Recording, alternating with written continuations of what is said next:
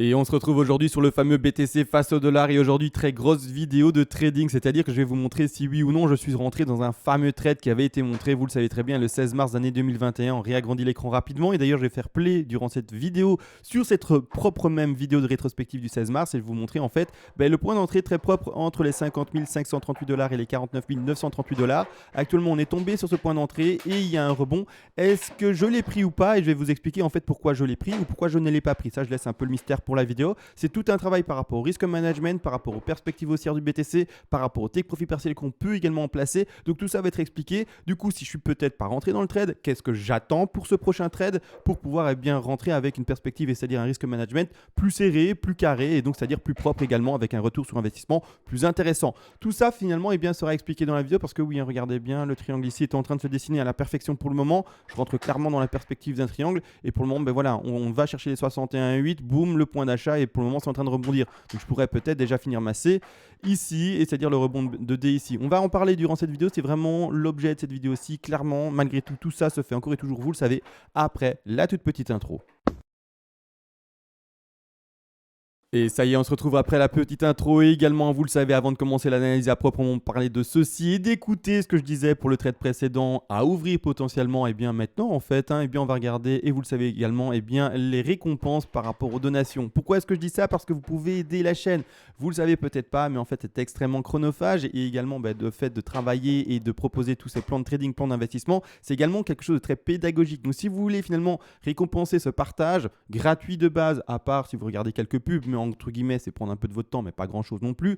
Vous pouvez bien entendu être plus affirmé dans votre aide sur la chaîne et faire des donations. Vous pouvez également, mais du coup, faire une donation par palier et vers les premiers paliers de donation, je vous enverrai en contrepartie pour vous remercier finalement en retour de votre geste pour aider la chaîne, toutes les règles des lots en français. Je rappelle en 2 mots également, ce PDF est écrit de manière concise pour que vous puissiez apprendre rapidement, de manière efficace et pas vous retrouver avec un volume de pages, 500, 600, 700 pages, pour vous flatter et vous dire, voilà, j'ai acheté beaucoup de pages. Nous, l'objectif ici, c'est vraiment de vous transmettre la connaissance rapidement et efficacement et que vous lisiez vraiment tout et pas vous retrouver avec une encyclopédie que finalement, vous allez juste survoler sans vraiment approfondir les choses. Maintenant également, et après, je commence enfin l'analyse. Vous le savez, vous pouvez également, vers les tout derniers paliers de donation, c'est-à-dire les paliers de donation les plus élevés, me demander une analyse à la demande sur l'actif spéculatif de votre choix et je le ferai, vous le savez également, en vidéo privée pour vous le plus rapidement possible également. Maintenant, c'est dit, c'est expliqué, on va agrandir l'écran. Alors, j'agrandis l'écran ici sur le graphique actuel pour le moment. Je vais passer en 4 heures pour le montrer également. Voilà, d'accord, là-dessus, ici, on voit le fameux triangle qui, pour le moment, est en train de se dessiner. Je vais du coup mettre play sur la vidéo précédente, vous expliquer, et vous allez voir que le point d'entrée est bien montré, le stop est bien posé, etc. Mais je vais expliquer après, vis-à-vis de toute cette explication-là, est-ce que oui ou non, je suis rentré dans le trade, d'accord? C'est ça l'intéressant, et c'est surtout finalement toute cette logique-là qui va être intéressante dans cette vidéo-ci. Pourquoi je suis, je vais un peu spoiler, pas rentrer dans le trade en fait. On va agrandir l'écran ici, donc on est sur la vidéo du 16 mars, d'accord? Rappelez-vous, je rappelle vite la situation. À ce moment-là, on était aux alentours des prix des 56 600 dollars. On était encore en trade par rapport aux 46 000, 47 000. On avait ouvert un trade dans cette zone-ci à droite, d'accord? Le stop profit, parce qu'avant c'est un stop loss, mais un stop loss déplacé dans le vert, c'est-à-dire un stop qui va arrêter un profit, donc un bénéfice s'appelle maintenant stop profit. On avait pris le take profit partiel numéro 1 aux alentours des 61 000. Le stop profit posé ici aux alentours des 53 900, presque 54 000 dollars. 53 900 écrasé, touché, et donc la prochaine, et donc c'est-à-dire le nouveau trade après la sortie de celui-ci, tout simplement, vu qu'il y a le stop profit qui a été pris, l'entrée prochaine était indiquée ici aux alentours des 53, combien ici? Allez, on va dire 50 300 pardon, pour arrondir, d'accord, pour donner l'intervalle de prix ici. Actuellement, je vais mettre play, et je vous retrouve 2 secondes après. Potentiel. À ce moment-là, personnellement, comme dit, je vais plutôt acheter les 61,8, c'est-à-dire les alentours des 50 254 dollars. Je poserai, pardon, et pas ploserai, mais je poserai bien entendu mon stop. Malheureusement, ça fera une exposition assez importante, mais en dessous de la racine de la A, d'accord? Bien entendu également, je vais me prémunir contre tout ce qui est flat potentiel.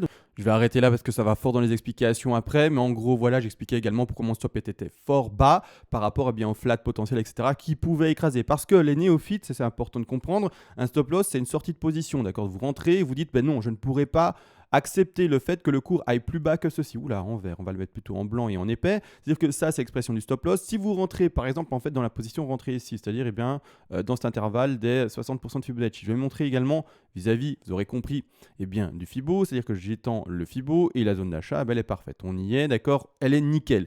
Malgré tout, c'est-à-dire que, et même celui qui a mis un ordre trop précis sur les 50 200, il ne l'a pas. Mais bon, on va en parler après également de tout ça. De toute façon, c'était pour moi, je vais vous expliquer après, pas un trade à prendre.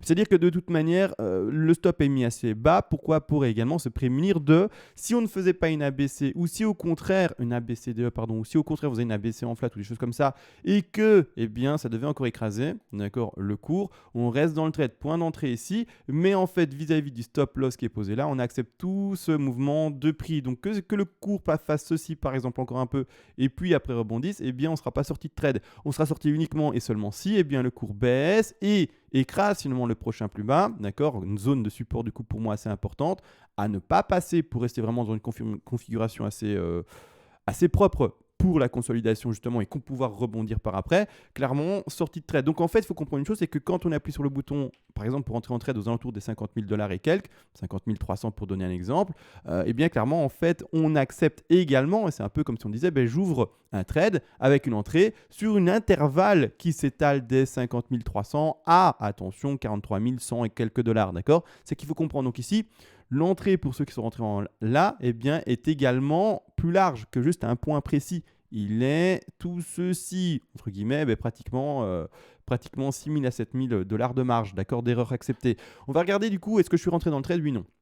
Alors premièrement, moi je suis quelqu'un qui, quand il met un trade, met son trade sur le Fibonacci parfait. C'est-à-dire que même si là j'avais mis un ordre d'achat, il n'aurait pas été touché. Donc déjà juste ça vous indique que de toute façon je ne suis pas rentré dedans. D'accord? On va regarder ça. C'est-à-dire qu'ici, le point d'entrée, en fait, ce sont parfaitement les 61,8. Donc je rappelle le prix, c'est celui que j'ai d'office donné en vidéo précédente de toute manière, en tout cas presque. Ce sont ici plus précisément avec ce que je peux lire à droite, les 50 198 $. Le prix n'a pas été cherché à ce niveau-là. D'accord? Le prix est légèrement au-dessus. Je vais être honnête avec vous, il est à 50 304 $. Je ne suis du coup, si même j'avais mis un ordre d'achat à ce niveau-là, pas rentré.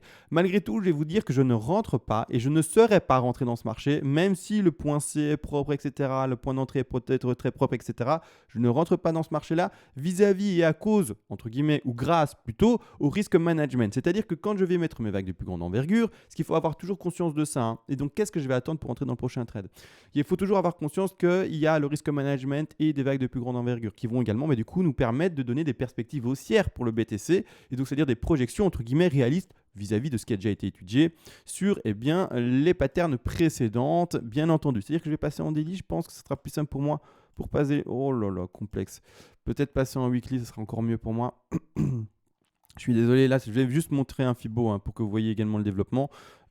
Ici, en fait, la grande 1. Je vais du coup en bas pour le moment de ma 4 qui n'est pas, attention, validé. D'accord, donc je vais le poser ici à 50 300. J'essaye d'être bon. Je suis à 298. On est bon, d'accord, on ne va pas exagérer pour 2 $ près. Et c'est. Quoique, allez, essayons d'être précis. Allez, essayons d'être précis. Boum, là au dollar près. Et alors ici, je le pose à mes 261,8% de Fibonacci. D'accord? C'est-à-dire que là, clairement, il faut comprendre une chose. Et en plus de ça, oui, je vais laisser juste ça. Je vais juste laisser ça. C'est déjà très bien. Hop, c'est déjà très bien comme ça. On va laisser ça comme ça. C'est-à-dire qu'il faut comprendre une chose. C'est que par rapport au plus bas pour le moment, là, c'est. D'accord? Parce que également, après, je vais expliquer tout ce qui est RSI en weekly, en daily, etc. D'accord? Clairement, il faut comprendre une chose, c'est que là, maintenant, en fait, la perspective maximale, normalement, du rebond à venir, alors, hors extension, parce que les extensions sont possibles, d'accord? Là, on ne met pas de retrait, et donc ce sera le rôle du stop profit après, de prendre l'extension possible, de monter avec le cours. Mais c'est-à-dire le TP majeur maximal, c'est-à-dire finalement la zone majeure maximale à attendre pour cette petite extraction de 5 sont d'aller chercher les 66 678 $. D'accord? Donc théorique. C'est-à-dire qu'on va regarder du coup quel est le ratio par rapport au point d'entrée ici. Est-ce qu'il est oui, bon? Est-ce qu'il est non, au contraire, mauvais? Donc je prends bien entendu mon outil. Donc je vais repasser ici en daily.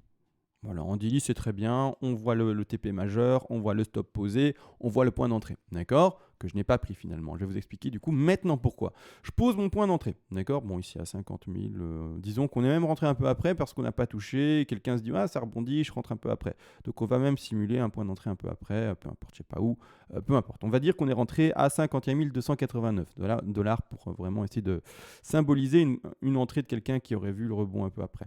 C'est-à-dire que du coup, eh bien, le stop toujours posé selon cette exposition assez grande parce qu'on joue le bon père de famille et donc on accepte peut-être une C en fait qui aille plus bas, ici un écrasement, peut-être également une flat. Bref, on accepte tout ce mouvement de prix par rapport au dernier bottom connu. C'est-à-dire qu'à partir de ce moment-là, j'étends ceci jusqu'à l'objectif théorique maximum. On regarde le ratio. Le ratio est 1,86. Le ratio est vraiment pas terrible, d'accord? Un ratio d'1,86, vous allez me dire, mais c'est plus que 1, donc c'est bon, d'accord? Faux, d'accord? Pourquoi? Parce que nous, dans notre stratégie de trading, on n'a pas juste un point d'achat et un point de vente. Il y a différents TP, d'accord? Des TP intermédiaires et en plus de ça, c'est-à-dire TP1, TP2, TP3 majeurs. Et en plus de cela, il faut en avoir conscience, il y a également le TP de sécu. C'est-à-dire que non, en fait, il n'y a pas qu'un seul TP qui est là. Et d'ailleurs, je vais vite repasser en weekly pour mettre tous les TP, parce que là, j'en ai mis que un, parce que je voulais voir directement le ratio. Mais en fait, c'est peut-être mieux pour la pédagogie et tous les nouveaux, en fait, qui ne connaissent pas cela, et bien tout simplement de le montrer de manière plus complète. Donc, hop, je vais mettre de cette manière-là. Où sont tous les TP à mettre par rapport à cette position-là? D'accord? Eh bien, on a la position des 261,8.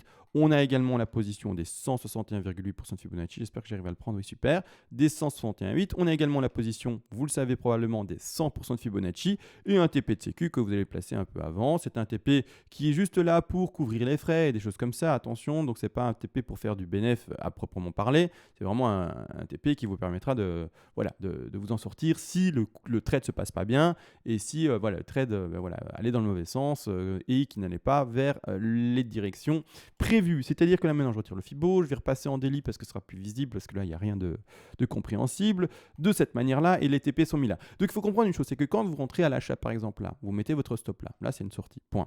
Mais par rapport aux TP qui sont placés là, il y a un peu de vente là, donc là c'est le TP de sécu, on va le symboliser aux alentours de 54 000 $, c'est une hauteur de vente de... que sais-je, je vais donner un exemple, c'est du 10-15% grand maximum.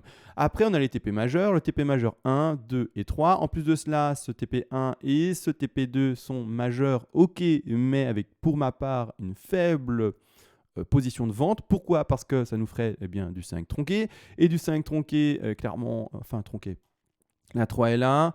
La phase de correction elle est ici, ça nous ferait une 5 qui finira dans sa phase de correction. C'est un peu complexe, j'y crois pas, d'accord? C'est-à-dire que je favorise d'office au moins le fait de péter le précédent plus haut et d'aller chercher du coup ce TP numéro 3. Donc ici on prendrait un faible TP, un TP1 et un TP2 majeur mais également faible pour vraiment laisser une grosse portion du trade sur le dernier TP aux alentours des, pour donner un exemple, je sais pas moi, 30% sur ce trade-là et laisser dans la course en plus de ça vis-à-vis du stop profit encore 25%. Donc vraiment ici, les premiers TP, c'est pour moi des tout petits à prendre. Celui à privilégier, c'est celui-là. Et en plus de ça, après, le stop profit qui va faire son travail, pour lequel également on va laisser une grosse portion de son trade ouvert pour ce fameux stop profit. Stop profit qui pour moi est un stop loss, bien entendu. Malgré tout, pour revenir par rapport au risk management, pourquoi j'ai pas pris ce trade-là? Parce que pour le moment, j'ai 1,86 de ratio et un ratio de 1,86, c'est mauvais dans la perspective où on vend par palier. Le fait de vendre un peu là, un peu là, un peu là, ne pas tout clôturer, etc., vendre ici également, bref, en fait, ça fait pas un réel ratio d'1,86. Comme expliqué, le ratio 1,86, c'est si vous achetez là et que vous revendez à 100%, là en haut à 66 000, d'accord? Autrement, c'est un ratio qui va être lissé, c'est un ratio qui va diminuer le vrai ratio, c'est pas un 86, c'est moins qu'un 86. Pour faire très simple, je me casse pas la tête avec personnellement des travails mathématiques incroyables pour vite voir si c'est un trade qui est rentable oui ou non et qui est un risque à prendre, je divise par 2. 1,86 divisé par 2, vous le savez, on a moins de 1, moins de 1, c'est un trade à pas prendre. Un trade à moins de 1 de ratio, c'est un trade qui veut, entre guillemets, vous dire, vous aurez plus de chances de faire de la perte que du gain. C'est plus intéressant de faire un trade où le gain sera plus important que la perte, bien entendu. D'accord? Donc attention à ça également. C'est-à-dire que là, c'est un trade que dans cette configuration-ci, je ne vais pas prendre. Maintenant, si le cours continue à baisser, que sais-je, imaginez en fait le bas n'est pas là. Le point d'achat est donné. N'oubliez pas, les personnes qui ont acheté là ont accepté vis-à-vis du stop loss. Donc tout ce mouvement-là, d'accord? Malgré tout, imaginez, ça continue à descendre. Moi qui suis par exemple pas rentré, ou vous qui n'êtes peut-être pas rentré dans le trade, cette affaire-là continue à descendre, d'accord? À ce moment-là, la question sera différente. Parce que du coup, d'accord, on va regarder dans quelle position on est, dans quel trade on est, etc. Bien entendu, dans quelle figure on est. C'est-à-dire que par exemple, point d'entrée là, fin de la flèche pour la simuler, imaginez qu'on descende jusqu'au 45 000, là du coup l'exposition est différente, d'accord? On regarde bien, l'exposition n'est plus que de 5%, et du coup le ratio devient plus intéressant parce que là il est maintenant de 8,36. 8,36, on le divise par 2 pour faire vite, d'accord? On est sur un ratio qui se montre plus ou moins aux alentours maintenant, et bien tout simplement des 4. Alors encore une fois, en plus de ça, là, j'ai pas refait tout le travail, mais on aura compris, en fait, ça sera un peu modifié, etc.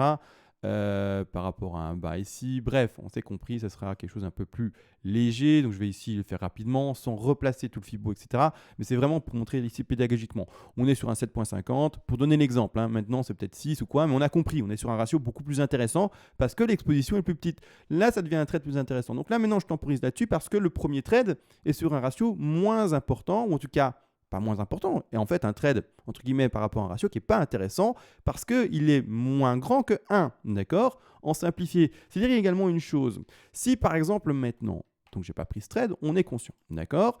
L'affaire ici, ça rebondit, c'est bel et bien, le bas de lacet, ça rebondit bel et bien pour retrouver notre sommet de D, et puis enfin, ça arrête de pumper en gros, c'est-à-dire que vraiment là, on fait le triangle, on n'est pas dans une autre figure que je n'aurais, entre guillemets, pas anticipé, d'accord? Je vais après expliquer le récit, c'est important de parler du récit également.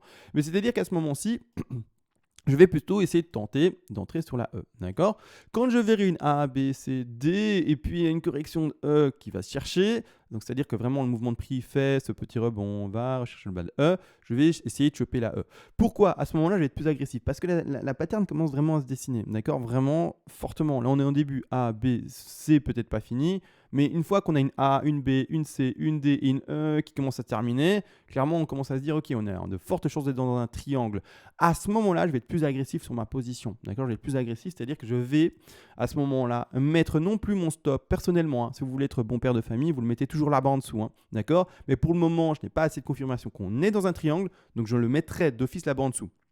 Plus tard, avec le dessin qui se complète, avec une C, une D et une E qui va aller se faire chercher, à ce moment-là, je vais être plus agressif. Et au moment où je vais rentrer sur mon trade pour ma E, je vais mettre mon stop loss, non plus là-bas tout en bas, mais à ce niveau-ci. D'accord? C'est-à-dire, en fait, par rapport au C, on ne peut pas avoir dans la configuration d'un triangle une E qui va plus bas que sa C. Donc c'est ça que je vais jouer. Je vais essayer de choper la E, avoir une exposition faible par rapport à la E vis-à-vis de la C. Actuellement, je ne peux pas dire ça. Je ne peux pas dire du coup, je vais rentrer maintenant et mettre mon stop là. Non, parce qu'on n'a aucune confirmation qu'elle rebond vers la D. On est encore nulle part là maintenant. On est peut-être sur quelque chose qui n'est pas du tout fini dans sa baisse et j'ai aucune confirmation. J'attends plus de vagues pour me dire ok, on a fait une A, une B, une C, une D, on est en train de faire une E. Là, tu peux la jouer. Là maintenant, on est au milieu de tout et il n'y a rien à jouer selon moi vis-à-vis du ratio qui est à faire, d'accord? Donc ça, c'est important de le comprendre également.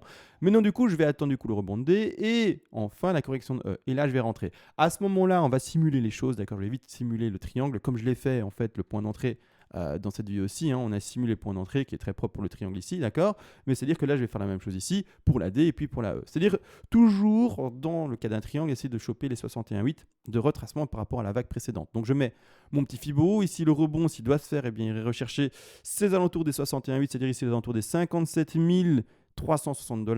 Par après, je vais retirer vite fait également les petits TP qui me gênent.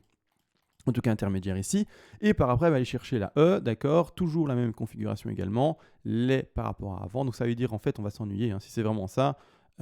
Mince quoi. C'est-à-dire ici, la E, je vais la terminer là, au 61,8% de Fibonacci. Désolé, là, je suis en train de superposer tous les Fibos, ça va pas être facile pour tous. Mais point d'entrée, du coup, futur à venir, potentiellement dans cette zone-ci, d'accord? C'est-à-dire aux alentours des prix des 53 000. Alors oui, je pourrais rentrer maintenant, vous allez me dire. Mais j'ai aucune confirmation. J'ai pas envie d'ouvrir un trade sans plus de confirmation. D'accord? J'ai pas envie d'ouvrir un trade dans une pattern pas du tout finie. D'accord? Je veux avoir une exposition propre, un ratio propre et c'est tout. C'est-à-dire qu'à partir de ce moment-là, si je rentre là et que je mets mon stop là, du coup, hop, stop posé, du coup, vous aurez compris, tout sera plus intéressant. D'accord? Et du coup, la 4 également, du coup, se terminera plus tôt, enfin plus tard. Tout ça, c'est à prendre en compte. Du coup, ici également, je vais le faire après. Je vais faire un vrai travail de ratio là maintenant. Je vais pas essayer de vite aller, je vais prendre mon temps. Tant pis pour ceux qui veulent des vidéos qui font que 10 minutes. Vous aurez une vidéo complète qui fait encore une fois 30 minutes. Mais voilà, je prends mon temps, comme ça j'explique vraiment tout et je bâcle pas certaines étapes. C'est important également de le comprendre. Voilà, je vais le mettre de cette manière-là. Je vais repasser en En daily, je pense que c'était suffisant. Oui, j'étais en daily pour expliquer ça. C'est-à-dire que du coup, là, je vais ne pas bâcler les étapes du tout.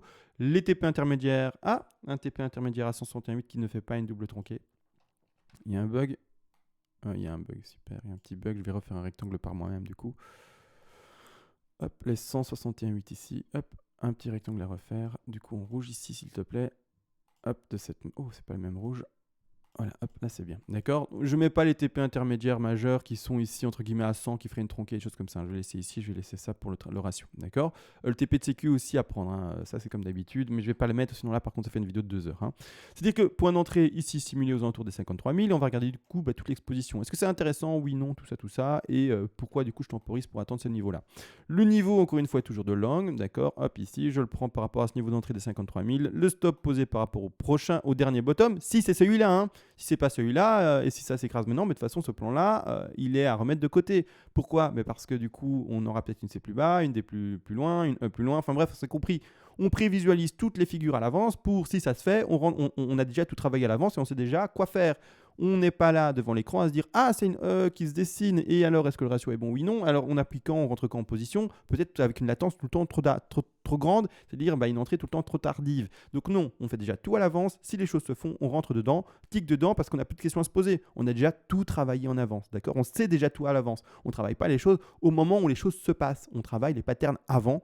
Et si les choses se passent comme on l'a travaillé avant, là on rentre parce qu'on sait déjà tout à l'avance. C'est-à-dire qu'on a déjà travaillé tout le risque management, etc. à l'avance. C'est-à-dire qu'à ce moment-là, eh bien, on aurait une exposition de 5,16 plus ou moins. Et le ratio qui va chercher un ratio déjà un peu plus intéressant, qui est un ratio ici pas non plus extravagant, mais de 5,85. Mais c'est un trade que je prendrais déjà beaucoup plus volontiers que le trade qui est à prendre maintenant, d'accord? Parce que là, le ratio est moins de 1, simplifié, et ici, on simplifie, on est sur un ratio de 2,5, un peu plus. Donc ici, voilà, quelque chose de beaucoup plus séduisant. En plus de cela, vous le savez, ici, ça ferait un pump, allez, on va pas se le cacher, assez faible. Hein. D'accord, on le voit, hein, un pump qui irait chercher les 69 000, allez, l'intervalle ici 69 000, 68 000, presque 70 000. C'est vraiment un pump assez faible. Malgré tout, c'est-à-dire que je vais prendre une position assez importante pour mon stop profit. Pourquoi? Alors, un stop profit, je rappelle, je l'ai déjà dit dans cette vidéo aussi au début, il me semble, stop loss en dessous, ça arrête la perte. Stop profit dès qu'on est dans le vert et un peu plus, ça arrête le bénéfice en fait. Hein. C'est une sortie de trade, hein. C'est un ordre de sortie de trade ça. C'est-à-dire que comme dit, je vais laisser beaucoup de positions, c'est-à-dire que j'aurais revendu en arrivant même dans le dernier TP, peut-être que 55-60% de ma position, d'accord? Donc avec tous les TP cumulés. Et je vais laisser le cours monter. Je déplacerai ce stop profit sous les niveaux de support importants. De toute façon, on le fera ça en vidéo ensemble. C'est pas un problème. Et je laisserai le cours monter s'il veut monter. Parce que, je vous le dis, moi, je suis assez pump sur le BTC. Je vois comment il est depuis maintenant une année. C'est une verticale et j'ai envie de croire en ces fameuses extensions que je ne peux malheureusement pas calculer actuellement. Je n'ai pas encore les sous-vagues, etc. Et à ce moment-là, eh bien, s'il continue à pumper, eh bien, j'aurai la majeure partie ou une grosse position au cours de mon trade qui sera en trade vis-à-vis de ce fameux stop profit que je montrerai le plus possible. S'il devait monter à 120 000, eh bien, mon stop profit essayera de le suivre jusqu'à 120 000. Si au contraire, il devait pumper jusqu'à 80 000, eh bien, il essaiera de le suivre jusqu'à 80 000. Et à un moment, en fait, le BTC, vous l'aurez compris, il dira stop, j'arrête de monter et je vais chercher ton stop profit, la sortie de trade, et j'aurai essayé de grappiller le maximum, le top, ici en tout cas momentané et du moment, vis-à-vis de cette 5-là. D'accord? Maintenant, on est là-dedans. Donc là, je pense que j'ai tout expliqué. Je pense que j'ai réussi à être pédagogue, propre et net. Je pense vraiment, là ça a été propre. Non, j'ai pas fini. Le RSI, alors on y arrive. Regardez en délit ce qui se passe. Alors, la ending diagonale, j'en ai beaucoup parlé, d'accord? Mais là maintenant, vis-à-vis des 2 derniers jours, le dernier plus bas est en train de vraiment se faire écraser, le bas de la ASI. Vraiment, vraiment, vraiment en train de se faire écraser. Pour ma part, du coup, je rentre plutôt soit dans la configuration, comme on le voit ici, d'un triangle, ou peut-être encore, attention, d'une flat. D'accord? Alors la flat, je ne vais pas non plus exprimer aujourd'hui en vidéo. Les personnes les plus avancées, ok, vous le savez, je ne vais pas exprimer aujourd'hui la flat, je vais rester aujourd'hui sur le triangle. Si c'est une flat qui devait de toute façon s'exprimer, on en parlera demain ou après-demain ou peu importe, vous aurez compris. Pour le moment, je monte le triangle et le plan vis-à-vis du triangle et on parlera de flat s'il y a en tout cas une importance pour aborder cette cette flat dans les jours à venir par rapport au mouvement. Mais peu importe ici, en fait, la chose, c'est qu'en daily, eh bien, on est en train d'écraser le dernier plus bas fortement, et même les précédents plus bas ici par rapport aux dates encore plus antérieures de janvier d'année 2021. Donc, je commence vraiment à avoir du mal à croire en une ending diagonale de cette manière. Et en passant également en weekly, en tenant compte, attention, c'est important quand même, que la semaine n'est pas finie. Un RSI peut être interprété uniquement et seulement quand la bougie est terminée, clôturée, et là, ce n'est pas encore le cas. Malgré tout, pour le moment, au jour J et heure à laquelle j'enregistre, on est en train d'écraser le précédent plus bas. Donc ça commence vraiment à invalider de plus en plus potentiellement cette fameuse ending diagonale et juste à inviter le fait qu'on est encore dans l'élaboration de cette 4-là. Donc pour ça également que je montre surtout le triangle dans cette vidéo-ci et potentiellement la flat mais que je n'ai pas abordé aujourd'hui. Je ne vais pas l'aborder parce que vous avez compris, hein, mes vidéos sont très complètes, mais si je devais être encore plus complet, mes vidéos feraient en fait... je sais pas, 1h30, 2 heures, si je devais vraiment tout dire, d'accord? Donc vraiment, déjà je prends mon temps et je me dis, vas-y, va dans le détail. Mais si je devais vraiment aller dans le détail, on n'en sortirait jamais, d'accord? Je ferais une après-midi avec vous, et ça tous les jours. Oh non, hein, s'il vous plaît, ça devient trop long et c'est pas possible, hein. Donc voilà, entre guillemets, moi je tempo, parce que le risk management pour le moment m'invite à tempo, à attendre parce que pour le moment, du coup, l'entrée n'est pas propre. Voilà, entre guillemets, le reward, la récompense par rapport au risque est trop grande. Et donc ça ne m'intéresse pas, d'accord? J'attends plus de confirmation qu'on est bien, dans cet ABCDE pour rentrer dans une position plus propre vis-à-vis d'une exposition plus propre et vis-à-vis du coup un ratio et donc un bénéfice plus propre potentiel, d'accord? Sur ce, tout a été dit, je vous laisse, hein, vraiment, je vous laisse maintenant, c'était les derniers mots, il n'y a plus rien à dire sur le récit et sur autre chose. On se voit comme toujours pour pas changer normalement à demain, ou plutôt s'il se passe vraiment une folie, mais autrement à demain. Et sur ce, ciao!